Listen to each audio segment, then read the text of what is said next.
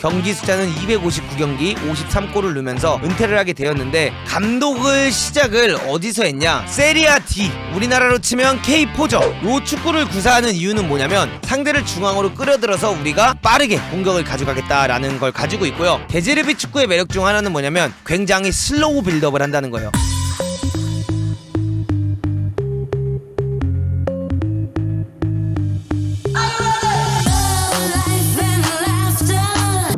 축구계에 나타난 초신성 감독, 브라이튼 감독 로베르토 데제르비. 그는 누구인가? 로베르토 데제르비라는 사람은 이탈리아 사람입니다. 네, 여기 이제 보이는 게 로베르토 데제르비입니다. 어렸을 때 AC 밀란 유스에서 축구를 배웠습니다. 3년 계약으로 AC 밀란 성인팀으로 갔습니다. 그래가지고 축구 실력이 어렸을 때 좋았던 선수다. AC 밀란 유스에서부터 자라서 성인팀에서 3년 계약이라는 시간을 했다는 거는 사실 대단한 거잖아요. 근데 데제르비가 AC 밀란 성인팀에 갔는데 굉장히 경기를 못 뛰고요. 임대를 3년 동안 다녔어요. 임대만 계속 다니다가 AC 밀란에서 잘리고 본인이 그냥 계속 임대 시즌. 선수 생활은 특출나게 잘한 선수는 아니에요. AC 밀란에 입단해가지고 3년 동안 임대를 다녔는데, 임대 간 구단에서도 요 중간 시즌에는 게임을 좀 뛰었지만 실제로는 게임을 많이 뛰지는 못했고요. 또다시 이 팀으로 입단했는데 0게임, 또 일로 임대 갔는데 7게임, 그 다음에 포지아에서 조금 경기를 뛰었고, 그 다음부터는 그래도 주전 선수로서 자리를 잡아서 2006년에 나폴리로 이적을 갑니다. 근데 실질적으로 나폴리에서 뛴 숫자를 보면 33경기밖에 안 돼요. 그러니까 큰 클럽에 가게 되면 잘 안 풀리는 유형의 선수였던 것 같아. 꼭 그런 선수들 있잖아. 뭔가 스몰 클럽에서 잘하는데 대형 클럽에 가게 되면 잘 못하는. 예를 들어 윌프레드 자하 같은, 뭔가 크리스탈 팔레스에 있으면 닥주전, 근데 맨유 가면 안 돼. 이런 선수들이 꼭 있거든요. 그래서 나폴리에 갔는데 33경기밖에 못 뛰고 또다시 임대 다니면서 결국에는 이 로마니아에 있는 크루 여기에 가가지고 경기를 뛰고, 이탈리아에 있는 트렌토에 와서 경기 숫자는 259경기 53골을 넣으면서 은퇴를 하게 되었는데, 감독을 시작을 어디서 했냐? 세리아 D, 우리나라로 치면 K4죠. 그러니까 이게 맞는 거야. 처음부터 엄청난 구단에서 막 하고 이게 아니라 이렇게 K4부터 감독 생활을 하는 게 맞는 거야. 왜? 나는 아직 K1에서 감독할 능력이 안 되니까 K4 가서 감독해서 내 실력을 증명받고 한 단계씩 올라가서 K1까지 가야지. 요래야지 전술적으로나 뭐나 이런 것들을 배울 수 있는 시간이 되고, 내가 써보고 싶은 전술을 쓰면서도 부담감이 없다는 거잖아요. 왜냐면 4부 리그이기 때문에, 사실 물론 여기에도 경질이 있고 이런 게 있지만 4부이기 때문에 언론에 많이 노출이 되진 않는다는 말이야. 그 말은 뭐야? 내가 생각했던 축구, 내가 해보고 싶었던 전술, 이런 것들을 하면서 감독으로서의 시행착오를 겪는 시기, 이런 걸 겪어야 된다는 거지. 그래서 A 자격증 따면 문도 K4 감독 뽑아주세요! 1년을 세리아 D에서 감독을 하고, 그 다음에 포르지아 세리아 C로 갑니다. C로 가가지고 감독을 시작해요. 근데 이게 제가 찾아보긴 했지만 이때 당시에 얘네가 세리아 D였는지 C였는지는 확실하게 알 수가 없습니다. 어쨌든 현재 팀들이 세리아 D와 세리아 C에 있다, 이렇게 보시면 되는데, 이렇게 이제 가가지고 포르지아에서 2년을 감독 생활을 합니다. 근데 사실상 이렇게 2년을 감독 생활을 했을 때는 크게 곽강을 받거나 크게 많은 사람들에게 알려지지는 않았습니다. 그래가지고 결국에 이 감독의 커리어가 어디서부터 조금 인정을 받기 시작했냐? 포르사 팔레르모. 여기에 이제 가면서부터 데제르비의 축구가 사람들에게 알려지기 시작합니다. 그때 당시에는 첫 시작은 좋진 않았어요. 근데 이 알려지게 된 계기가 뭐였냐? 처음 홈 7경기에서 7패를 당합니다. 그렇게 감독으로서 알려집니다. 얘는 홈에서 7경기를 첫 개막 이후 7경기를 다 진 거야. 그러니까 어떻게 돼? 팬들이 이제 얘를 죽이고 싶지. 야, 이 저딴 감독을 씨발 왜 들어왔냐? 야, 이 저런 새끼는 우리 팀에서 감독하면 안 된다 하면서 9월에 부임했던 그는 11월 30일에 경질을 당합니다. 오늘 뉴스에 이제 재밌는 포인트는 이 2달 2개라는 숫자입니다. 아까 망상 들으셨던 분들은 아실 겁니다. 경질을 당하면서 안 좋은 사건으로 알려지게 됐다. 13경기 1승 2무 10패, 승률 7.7%. 그래가지고 이제 데제르비가 운이 좋았어. 세리아 B에서 A로 막 승격한 베네벤토라는 팀으로 이적을 하게 됩니다. 경질을 당했는데 또다시 직업이 구해졌어. 요것도 참 신기해. 그 심지어 또 세리아 A야. 근데 거기에 이제 갔는데 가장 재밌는 것 중 하나 뭐냐? 2017년 10월 23일에 베네벤토로 갔어요. 근데 그 팀이 다시 세리아 B로 강등됩니다. 그러니까 이 감독으로서의 초창기는 그렇게 따뜻한 봄날은 아니었어요. 본인이 선수 시절 때와 비슷하게 굉장히 어려운 시기를 느꼈어야만 했던 데제르비다. 그래서 1부 리그 이제 막 올라온 팀의 감독으로 갔는데 그 팀의 감독으로 가자마자 그 해에 또다시 2부 리그로 강등을 당하게 만든 데제르비다. 이러면서 감독 초창기의 시작은 좋지 않았는데 이때부터 데제르비의 축구가 조금씩 인정받기 시작하면서 알려지기 시작합니다. 이제 막 승격한 팀인데 굉장히 점유율 축구를 한다. 칭찬을 많이 받았고요. 가운데를 통해서 공격을 하는 이 공격 축구를 구사하는 팀이다라는 이야기를 많이 듣기 시작했어요. 그러면서 어린 선수들을 키워서 잘 찾아내서 잘 썼다. 이런 걸로 굉장히 좋은 이야기를 많이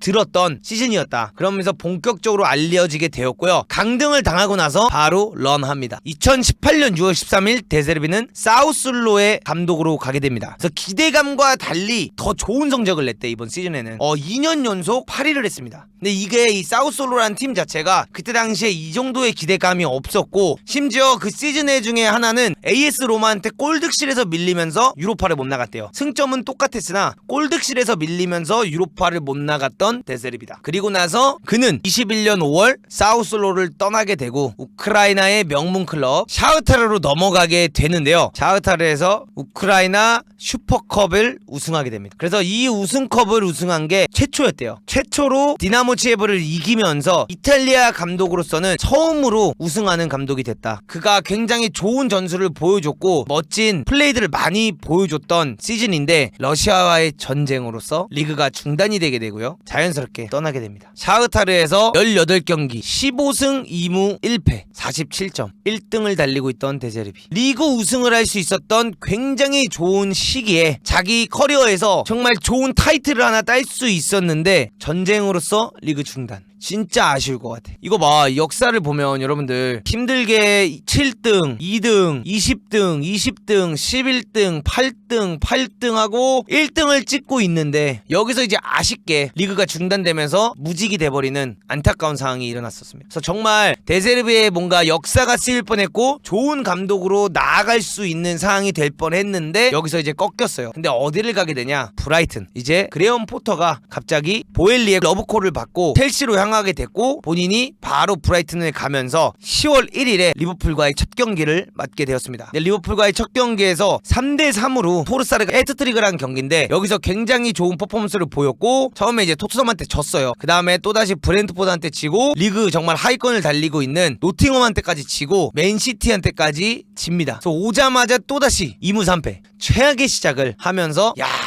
포터가 그립다. 그레엄이 진짜 좋은 감독이었네. 요런 이야기들이 나왔었죠. 근데 첼시를 제물로 4대1 승리를 가져가 버립니다. 첼시를 이기면서부터 다시 울버햄튼을 이기고요. 아스톤빌라한테 졌지만 사우스햄튼을 이기고 아스날에게 지지만 에버튼과 리버풀을 이기면서 떠오르는 신성, 초신성 감독이다라는 이야기를 듣고 있고 이가 운영하고 있는 전술에 대해서 많은 사람들이 굉장히 관심을 갖고 있습니다. 그렇다면 문도구의 채널 뭡니까? 전술 분석 안 할 수가 없겠죠. 문도구의 분석, UEFA B 코치와 함께하는 경기 전술 분석, 감격 분석, 선수 분석.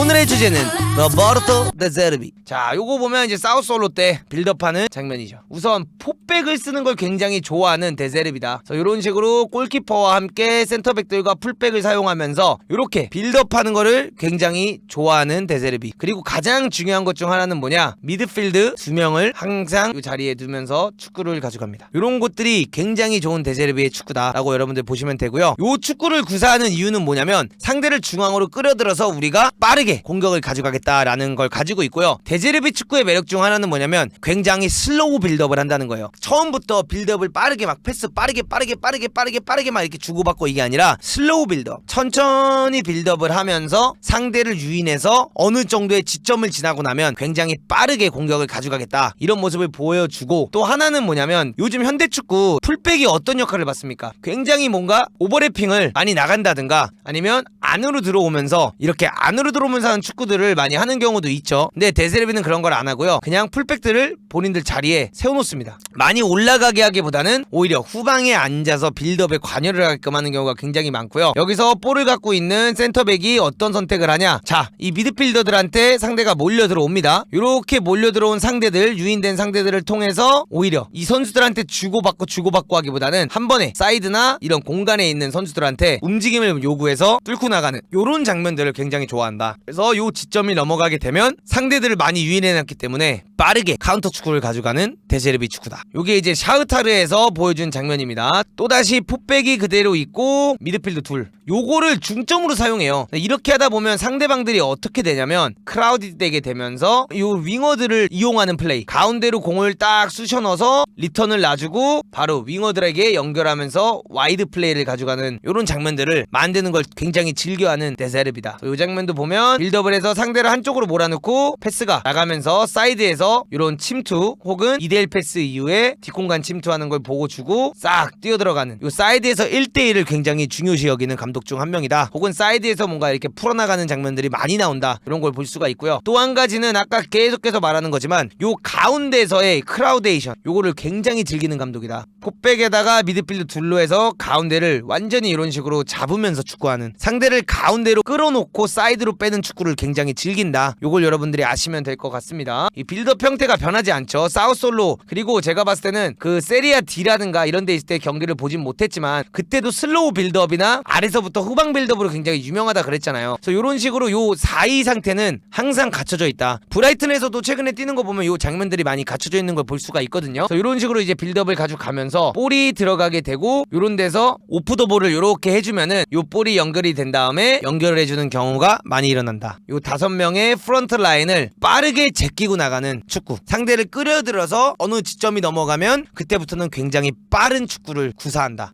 포백 만들고 미드필드 둘 만들고 윗선에 윙어들 좁혀가지고 요 느낌, 상대방을 가운데로 끌어들이는 축구. 윙어를 벌리지 않아요. 은근히 윙어들이 안으로 들어와서 뛰는 경우도 굉장히 많아요. 자, 이제 브라이튼에서 빌드업하는 장면인데요. 지금도 센터백 둘 벌려있고 상대편 공격수 둘을 끌어들이면서 축구를 가져가는 모습을 볼 수가 있죠. 그리고 이런 장면들은 계속해서 나옵니다. 똑같이 3백으로 빌드업 가져가게 되고요. 미드필드 둘을 여기 딱 세워놓고 축구 가져가죠. 그럼 어떻게 됩니까? 상대가 끌려 나오니까 미드필더를 잡으러 맨투맨을 나올 수밖에 없고, 그 다음에 얘는 풀백을 잡고 반대쪽에서도 풀백을 잡으면 골키퍼를 사용해서 요 가운데로 공격수는 공미가 내려올 때 스루 패스를 누면서 축구를 가져간다. 이렇게 보시면 됩니다. 이게 이제 데세르비 축구의 매력이다. 이렇게 보시면 됩니다. 지금 같은 경우도 빌드업을 가져가는데 미드필드 2명이 여기 있죠. 그 다음에 윙어가 안으로 들어와서 뛰는 경우 많다 그랬잖아요. 미토마 안에 들어와 있는 거 보세요. 근데 어떻게 하냐, 빌드업을 가져갈 때 스루 패스 빡 넣어서 한 번에 상대방의 압박을 제끼고 나가는 경우 굉장히 많이 나오고요. 그리고 리버풀과의 경기에서도 똑같아요. 포백 만들어 놓고 미드필더 둘 해놓고 상대의 미드필더진과 윙어들과 공격수들을 유인시킨 다음에 오히려 센터백을 통해서 한 번에 이 패스를 넣어주면서 카운터를 치겠다, 이런 느낌입니다. 그래서 여기도 지금 똑같이 미드필더 둘이 있는데 상대 유인한 다음에 스루 패스 집어넣죠. 요 스루 패스가 들어왔을 때 여기서부터는 굉장히 빠른 축구예요. 이거를 패스 주고 리턴 받은 다음에 다시 뛰어 들어가면 토르사르라든가 뭐 여기 있으면 미토마라든가 이런 선수들이 침투에 들어가면 바로 스루 패스 넣어주면서 경쟁 붙이는 축구, 요 축구를 가져가. 또다시 빌드업할 때 미드필드 둘 스루 패스 들어가고.